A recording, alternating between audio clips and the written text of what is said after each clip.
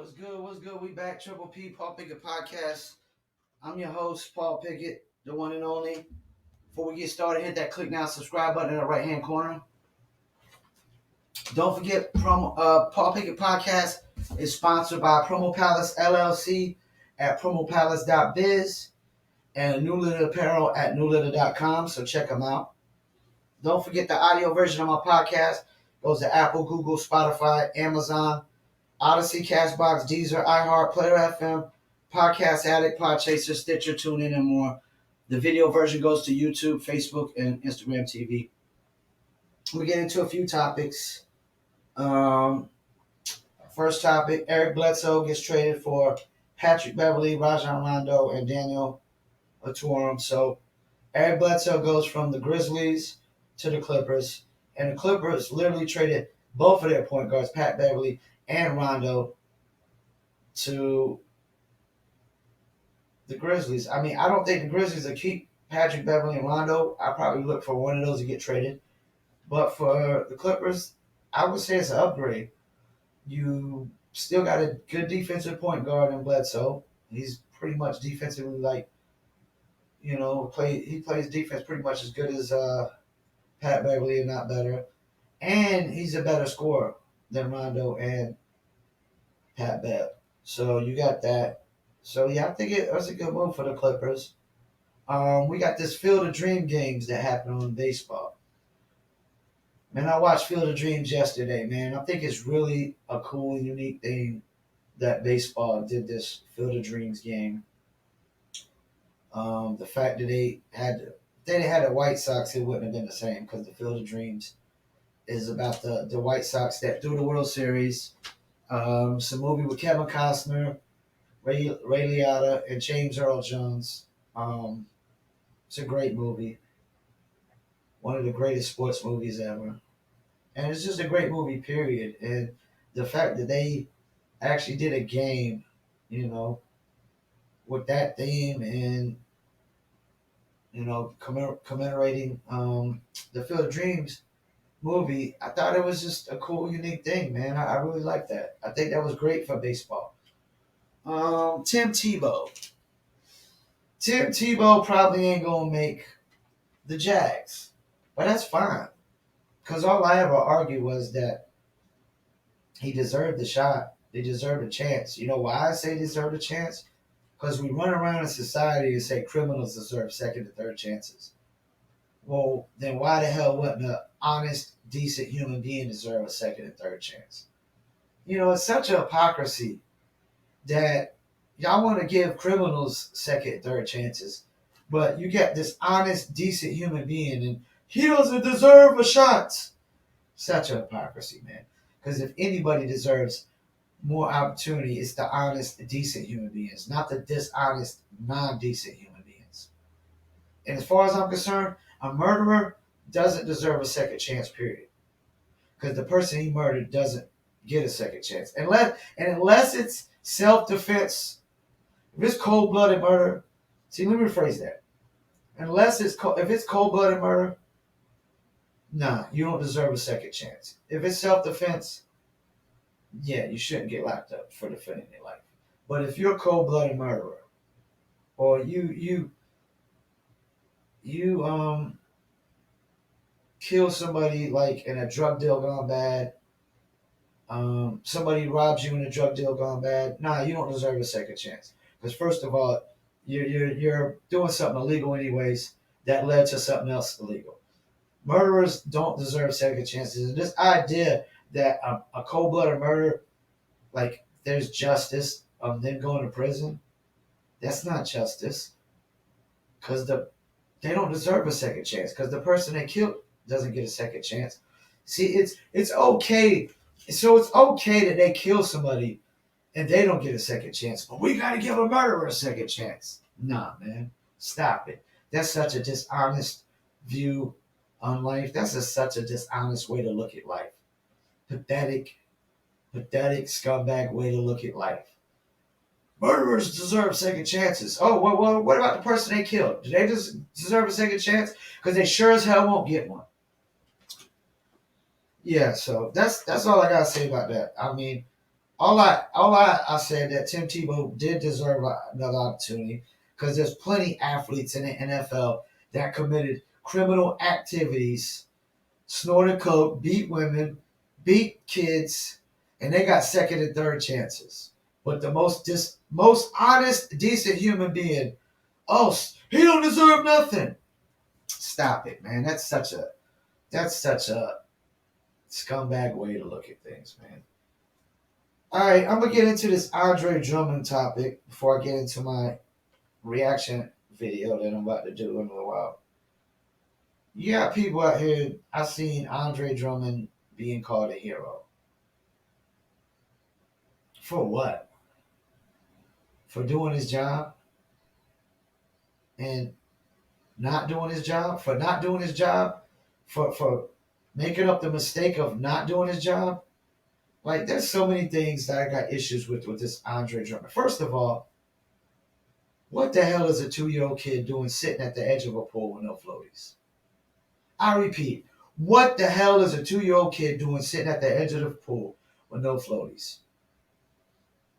I'm saying it right now. Bad parenting, neglect, bad parenting, awful parenting. That's the first thing I took away from it. What the hell is a 2-year-old? I didn't learn how to swim till I was about 6 or 7. So what the hell is a 2-year-old doing? And ain't no 2-year-olds learning how to swim. So what the hell is a 2-year-old doing sitting at the edge of the pool with no floaties? That's my first thing. Very bad parenting, neglect. Like, what the hell? Second, why the hell is the woman sitting there screaming, all pathetic and fearful? Like, we definitely, like,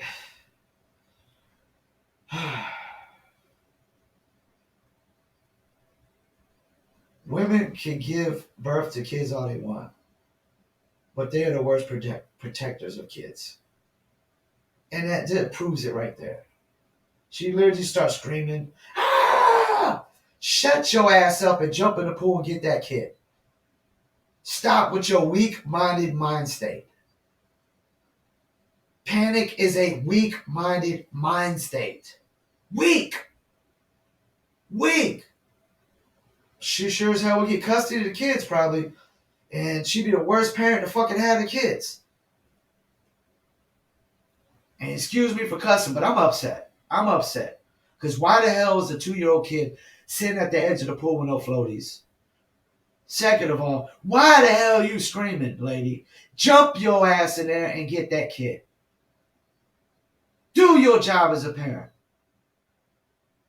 Third of all, why are we calling Andre Drummond a hero for being a bad father from the get-go? I'm sorry, man. You're bad parents if your kid is sitting at the edge of the pool with no floaties, 2 years old. I don't care if you're sitting 2 feet away from them or not.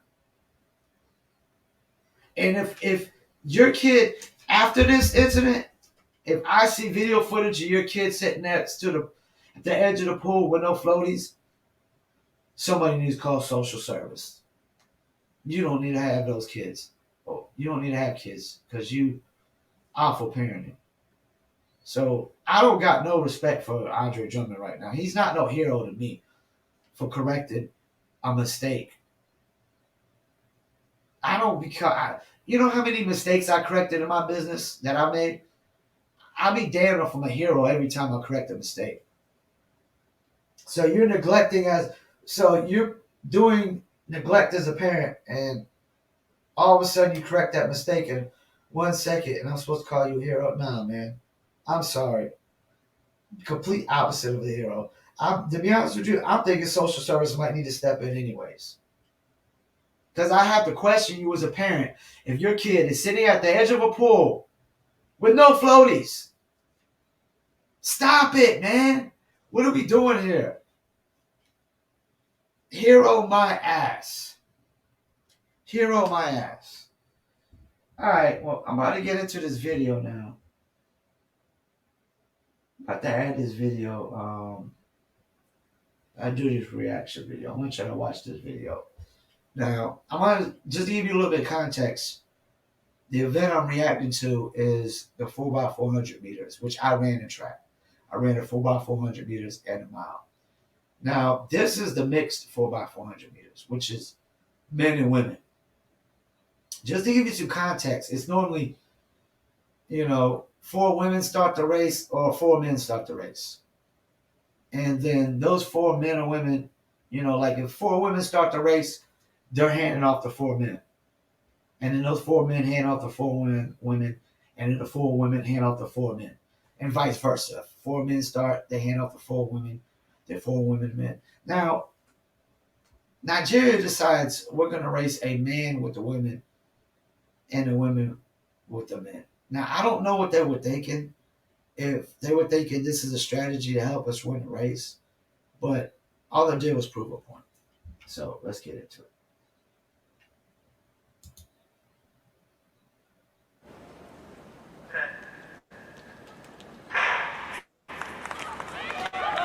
Four by 400 generally a safer bet, knock on wood as we say it, but you see many less issues in the exchange compared to the 4x1, so more often than not the favorite ends up coming out on top in the 4x4.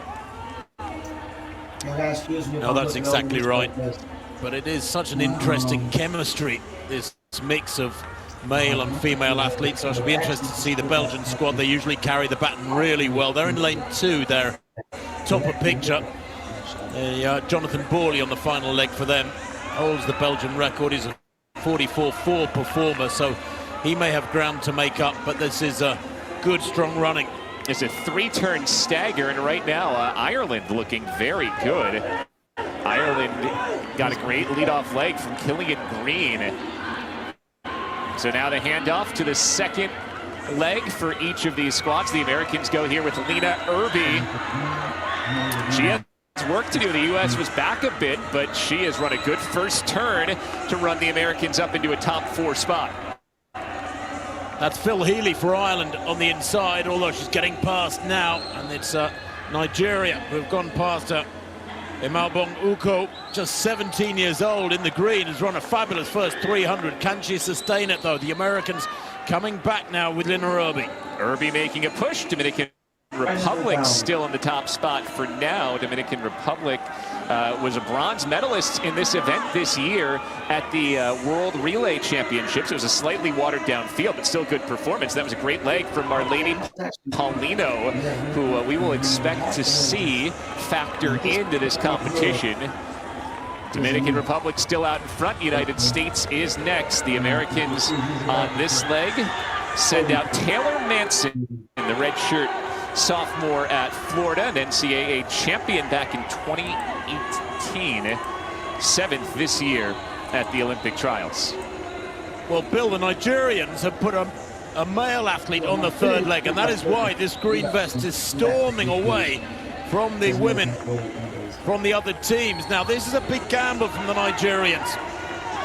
This is Samson Ogunwema George on the final leg. Yep, Samson Ogunwema, Nathaniel out in front now. Patience Okin George will have the lead, and everybody else will be chasing. Baton gets to the United States in second.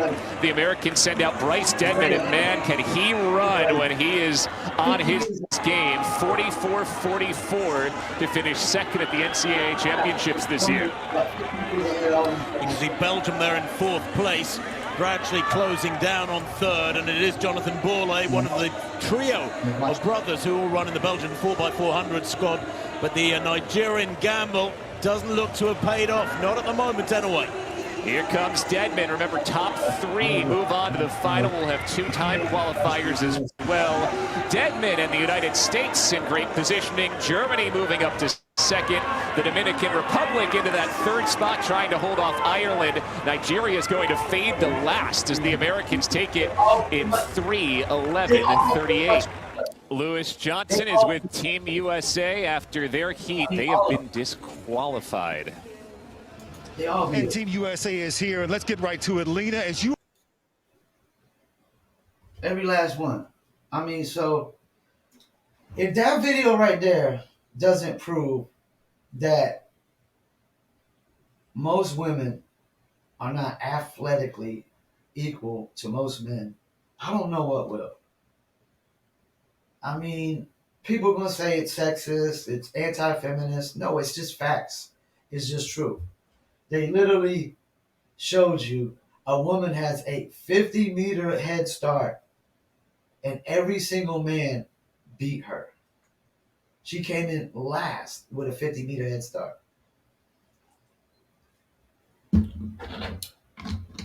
But women want to sit here and say the competition levels are the exact same. No, they're not. Because women are competing against other women, and men are competing against other men who are way more athletic, will jump higher, faster, and stronger. And this just goes and proves that men and women are not, most women are not equally athletic to men. And I'm not, excuse me, I'm not saying that there's not women that are athletic, more athletic than men. I mean, there's women in the MMAs that could beat me up. You know, there's women that could run faster than me in track. Of course, you know, I got 5 screws in my foot and a rod on my leg. It doesn't take much to outrun me when I can't jog. But the average woman before my injuries was not going to beat me in a race. The average woman would not beat me in a race before my injuries. And the average woman wasn't jumping higher, and she wasn't stronger. Even me at 5'4", 150 pounds right now. But when I was in junior high and I ran track, I was 5'4", $105. And there was no chick in junior high that ran a mile faster than me, or that ran the 100 meter or the 400 meters faster than me. You know, because I ran a 4x400 meters. I started a 4x400 meters at 5'4". I was the second fastest on the team, and I was third fastest in the county for mile. You know, but this, I don't know what to tell y'all, man. I mean, the only female sports that deserves more pay than the men is women's soccer, because they make more profit. But this idea that WNBA or track or any of these other women saying, well, the competition's level's the same, this, that, and the third. No, it's not. The WNBA does not even dunk. These women are not as fast as these male sprinters out here in track.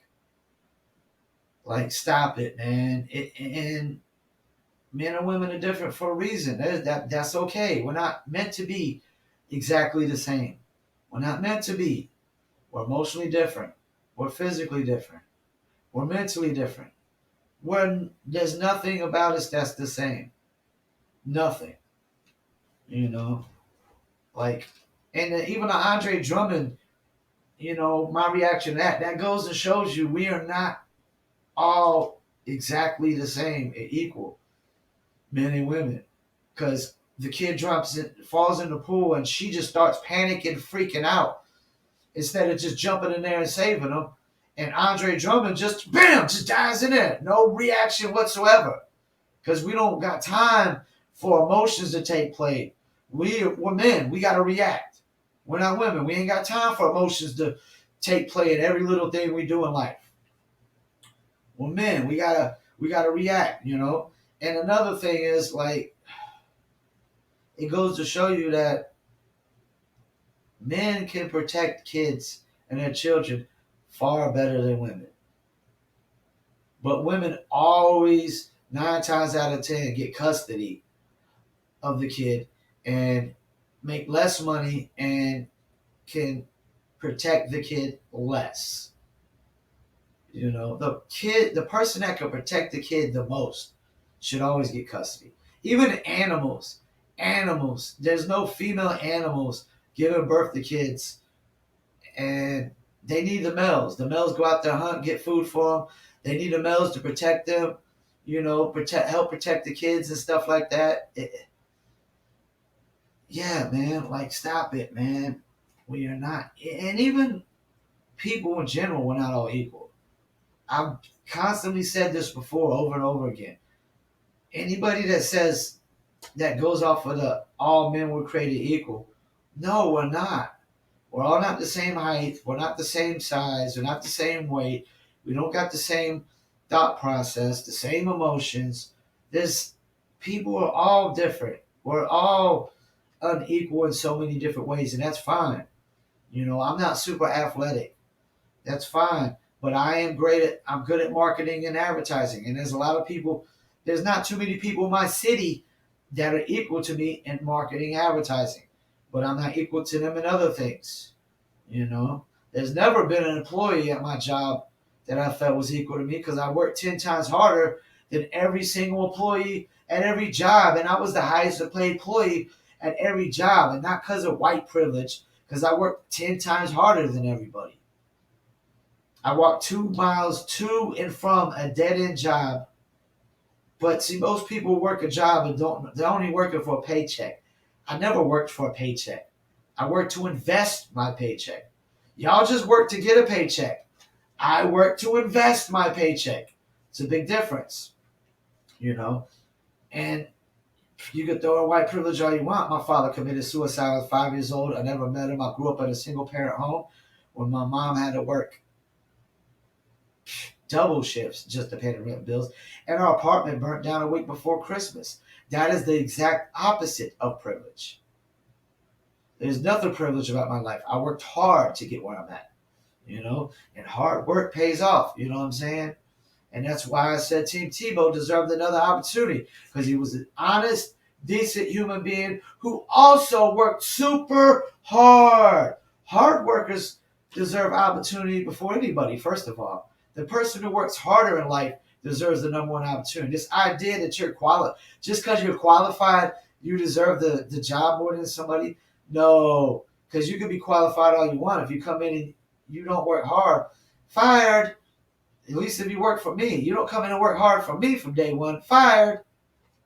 Fired. I don't care how qualified you are. You come in and start slacking, fired. And this idea that slackers should get opportunity over and over again. No, once you slack at 2 jobs, that's it. You don't deserve no more opportunity ever again, as far as I'm concerned. Once you slack at 2 jobs, you just say your first 2 jobs in life, you say, screw it, I'm slacking. I ain't taking them serious. You don't deserve another job. You don't deserve another job. Because people hire people based on values. Are they honest? Are they going to steal from me? Are they going to work? Those are the main 2 values people value at a job. Are you honest and how hard do you work? That's the main 2 things in the work world. I don't care how experienced you are. You can be dishonest and not work hard. You don't deserve any opportunity whatsoever. Who the hell wants to hire somebody who's going to steal from their job? And this idea that anybody on this planet should hire somebody who's going to automatically steal from their job is bogus. It's not reality. It's some made-up, imaginary, fake BS. So, yeah, man. I mean, I got a lot of takes on this stuff today, man. Eric Bledsoe to the Clippers. Good move. Field of Dreams game. Cool. Great for baseball. Tim Tebow. You might not make the team, but oh well, man. All I said was you deserved at least one opportunity because all these other criminals out here getting extra opportunities, second and third chances for criminals, but no second and third chance for honest people. Stop it. Andre Drummond, as far as I'm concerned, is not a hero for doing his job as a father and correcting a mistake as a father. And the fact that y'all neglecting your kid as a parent, and you're not great parents to me. You're not a hero if your kid is sitting at the edge of the water at age 2 with no floaties. You're not a hero. That's neglect. That's bad parenting. Awful parenting. Terrible parenting. And of course, my reaction video, I don't know what Nigeria was thinking. I don't know if they were thinking we're going to win the race because of this, or we're going to prove a point that men and women are not equal in sports, or most men and women. Let me always rephrase that. Most men and women are not equal in sports, meaning most women are not physically equal to men in sports. They're not physically strong, fast, you can't jump as high. That's just the facts of life, That's why we were the hunters. That's why we were the hunters, and y'all were the gatherers. That's why y'all gathered berries during the hunting caveman days, and we hunted for the food. Not to mention, there's the video I seen where you had a bunch of men and a bunch of women stranded on an island. You got women over here, and you got men over here. The men done damn near built freaking condominiums and hotels on the island and mansions and stuff. They got houses and everything. The women are still over here arguing and fighting over who's going to lead. Men, we ain't got time to argue and fight over who's going to lead and get emotional about it when, end of the world times and we need to eat and you about to starve. And, we just got time to get the job done and just do the action. That's the only thing I do respect Andre Drummond about, is that he just didn't show no emotions and just reacted and jumped in and grabbed the kid. And his wife or whoever is over here screaming like a baby, panicking baby, I can't count on you to protect my kid if I'm not home, because you're just going to sit here and scream while the kid's drowning. That's another thing. Shut up, jump in the pool, get the kid. But that just goes to show you the men and women are not the same. Y'all's emotions are different. She's panicking and freaking out, and he's jumping in there, diving in, getting the kid. We are not the same, man. We are not the same. And nor will we be. All right. I want to thank y'all for tuning in. Hit that click now subscribe button. Don't forget the audio version of this podcast goes to Apple, Google, Spotify, Amazon, Odyssey, Castbox, Deezer, iHeart, Player FM, Podcast Addict, Podchaser, Stitcher, TuneIn, and more. Also, don't forget, my podcast is sponsored by Promo Palace LLC. For online marketing promotions, go to Promo Palace LLC at promopalace.biz. Also, if you're a dog lover, a cat lover, or animal rights activist, check out New Litter Apparel at newlitter.com. We got t-shirts, hoodies, shoes, and we even got dog bandanas and stuff for your dogs as well. Before I go, for Shizzle, I got to shout out one of my favorite brands, the Dizzle. DizzleBrand.com. Check them out. Dizzle Brand, a mixture of cognac, agave tequila, orange liquor mango mix, and crisp lemon. I got some coming on the way soon. Give it that taste test to give you that review. Also, follow them on Instagram, Facebook, Twitter, YouTube, DizzleBrand.com. Check them out. They got recipes on there. A bunch of different recipes that you can make with using Dizzle. And Dizzle started by Mike Dizzle, I think about 20 years ago. And shouts out to my guy, Chris Roker. And shouts out to Olivia Harris as well. Those are the guys that are behind the Dizzle brand.